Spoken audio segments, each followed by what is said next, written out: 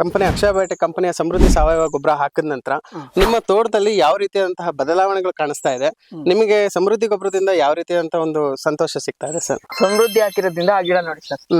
ಕೆಳಗಡೆಯಿಂದ 5 ಗೊನೆ ತಪ್ಪಿರ 6 ಗೊನೆ ಇರ್ಬೋದು.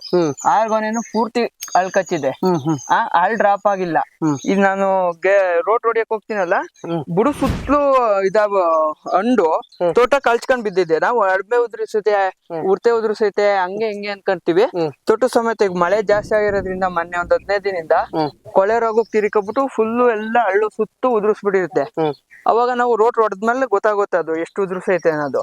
ಇದು ಹಾಕಿರೋದ್ರಿಂದ ನಮ್ ತೋಟದಲ್ಲಿ ಎಲ್ಲೂ ಈ ತರ ಉದುರಿರೋದೇ ಆಗ್ಲಿ, ನಾವು ಎಷ್ಟೇ ಸರಿ ರೋಟ್ ಹೊಡೆದ್ರು ಏನು ಉದುರಲ್ಲ. ಹಂಗಾಗಿ ಇಳುವರಿನೂ ಚೆನ್ನಾಗ್ ಬರುತ್ತೆ, ತೂಕನೂ ಚೆನ್ನಾಗ್ ಬರುತ್ತೆ.